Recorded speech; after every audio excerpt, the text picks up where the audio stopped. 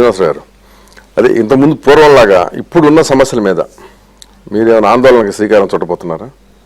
ఆందోళన చేయడానికి ఎందుకు సార్? ఇదేమి మన ఒక చోట ఫిక్స్డ్ ప్లేస్లో ఉండేటువంటి ఒక ఇండస్ట్రీ కాదు, ఇది కాదు.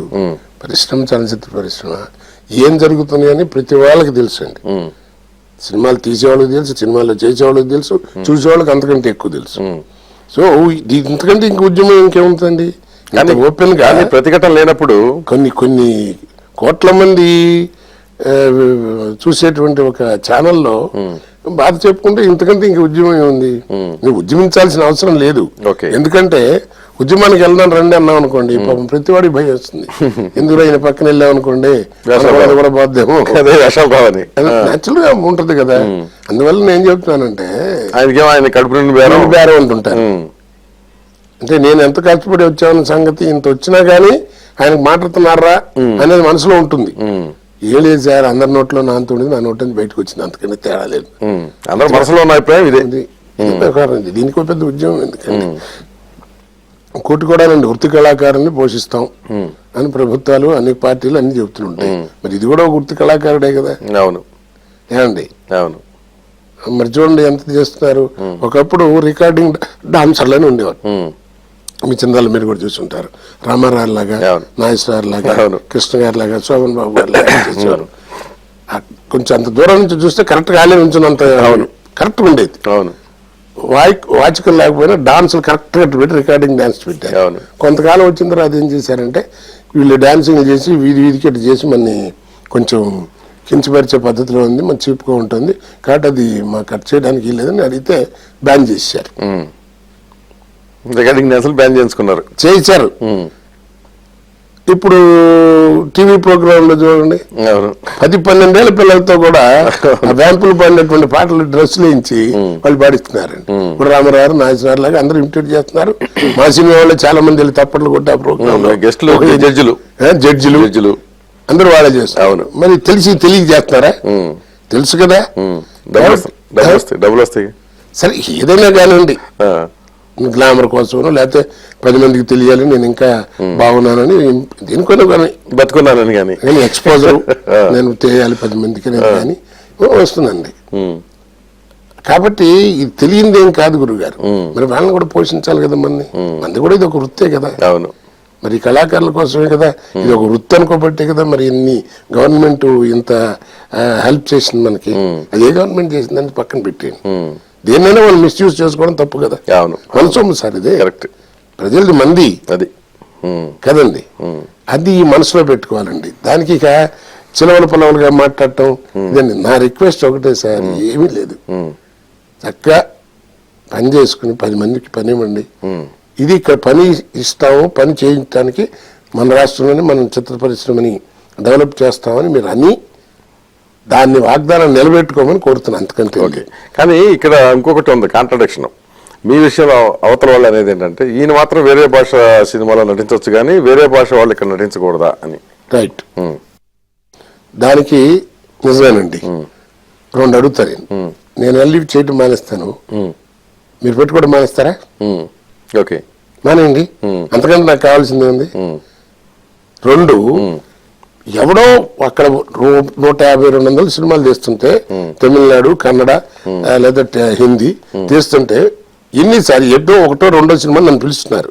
అది కూడా ఎలాగా, వాళ్ళు నాకు ఫోన్ చేస్తారు. నాకేం ఫోన్లు ఎవరన్నా చేసి నాకు ఇంత కావాలి, నాకు ఈ ఫెసిలిటీస్ కావాలి అని యాక్సెప్ట్ చేసిన వాళ్ళకే వెళ్ళి పనిచేస్తున్నా. ఓకే. ఏమండి, దానివల్ల ఎవరికి నష్టం? ఒక ఆర్టిస్ట్కి నష్టం. పోనీ అది కూడా చేయొద్దని మానేస్తా. పోనీ నేను ఎందుకు చేయటం తప్పు అంటారేమో అంటే, నువ్వు తీసుకొచ్చి ఇచ్చినంత వాళ్ళు ఏమి ఎవరండి ఎవడు. మనం బయట వాళ్ళని తీసుకొచ్చి ఇచ్చేదంటే 10వ వంతు కోటసిన అవసరానికి ఎవరు అక్కడ తమిళనాడు సరే 10వ వంతు ఎవరు. పైగా అసలు మనం వాళ్ళకి ఇచ్చే ఫెసిలిటీస్ లో 50% కూడా ఫెసిలిటీస్ మనకి ఎవరు. అడిగితే వద్దులేండి సార్ నమస్కారం అంటారు. నేను చెప్పేది అది. నేను ఒక్కళ్ళే పని చేస్తాను, ఇంత బాధపడుతున్నావు నువ్వు, మేము ఎంత బాధపడాలంటే 100 మంది నోరు కొట్టి అవతల వాళ్ళని తీసుకొచ్చి పెడుతున్నావే, మేమేమనుకోవాలండి. కానీ విచిత్రంగా ప్రకాష్ రాజ్కి తమిళ సినిమాల్లో వేషాలు ఉండవు ఎందుకని? అది ఏం చెప్తాను సార్, మన దానికి అక్కడ వాతావరణం మనకేం తెలుస్తుంది? తెలియకుండా ఉండదు నిజంగా నాకు నేను పడుచుకోను సార్. అట్ట ఇక్కడ కొంచెం లౌక్యం ప్రదర్శిస్తున్నారు. కానివ్వండి, దానికేం తప్పేం లేదు. కానీ మంచి ఆర్టిస్ట్ అతను కాదని ఎట్లా అంటామండి. నేను చెప్పాను కదండి, ఇప్పుడు పెద్ద గుమ్మడికాయ అంత టాలెంట్ ఉంటే కుదరదండి, ఆవగిందంత అదృష్టం కూడా ఉండాలి. కరెక్ట్. ఆ రెండు టచ్ అయినాయి అతనికి. ఓకే. టాలెంట్ తో పాటు అదృష్టం కూడా ఉంది. So is getting more chances. అట్లాగే నేను కూడా క్యాడర్ అనుకోండి. అలాగే తనికెళ్ళి భరణి గారు ఉన్నారు, బ్రహ్మానందం గారు ఉన్నారు, మొన్నదాకా ఇప్పుడు తగ్గిన కానీ బాబుమోహన్ గారు ఉన్నారు. తర్వాత అసలు ఒక్కటి మాత్రం చేయలేకపోతున్నారండి, భారతదేశంలో ఏ లాంగ్వేజ్ లో అయినా మన తెలుగులో ఉన్నంత మంది number of comedians, variety comedians ఏ భాషలో లేరు. అవును, ఇంతమంది లేరండి. అందువల్లే ఆ క్యాడర్ ని కొంచెం ఇబ్బంది పడకుండా బతుకుతున్నారు వాళ్ళు. దానితో ఇలాంటివి మీ టీవీలు లాంటివి వచ్చినాయి.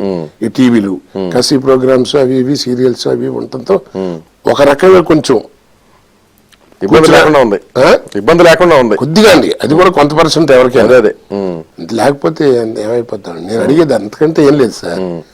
నేనేమంటానంటే నువ్వు ఇన్ని ఇచ్చి సినిమాలు ఇచ్చి ఇప్పుడు సరే, తర్వాత పరభాష వాళ్ళు ఇప్పుడు నిన్నాను సార్, నాకు ఎవరు లేడు, ఆ డైరెక్టర్ మారుతాడు లేకపోతే ప్రొడ్యూసర్ మారుతాడు, నాకు ఇంతకాలం మారుతాను.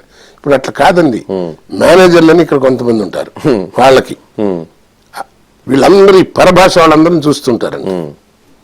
వాళ్ళకి రేట్లు పెంచి ఒక్కొక్కడికి నీ కళ్ళెదురుకుండా ఉన్నటువంటి తెలుగు ఆర్టిస్ట్ కి 10 రూపాయలు లేదండి సార్ అని వాళ్ళు కూడా నెంబర్ ఆఫ్ పిక్చర్స్ కి వాళ్ళు డేట్లు చూడటం, వాళ్ళకి ఒక మేనేజరు, వాళ్ళకి ఒక పర్సంటేజ్ ఆఫ్ ఇది పేమెంట్లు, ఇవి పర్సంటేజ్ పెరుగుతుంది.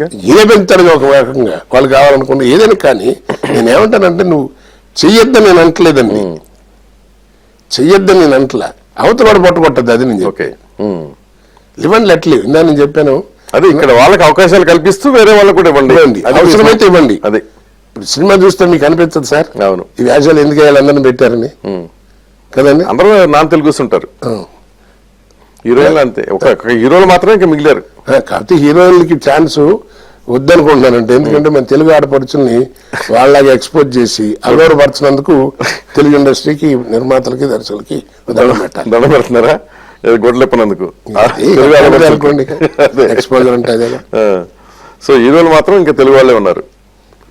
నేను చెప్పాను కదా సార్, ఇక వాళ్ళదంతే ఇక అది ఒక ఇది కదా, దాన్ని మనం అంటే కోపం అండి. అదే మీరు అనేది మీ దృష్టిలో ఒక 5 కుటుంబాలు కనుక 4-5 కుటుంబాలు ఏం లేదు సార్. ఈ ఇబ్బంది మారాలంటే ఎవరేమనుకున్నా ఈ కుటుంబాలు పక్కన పెట్టండి సార్.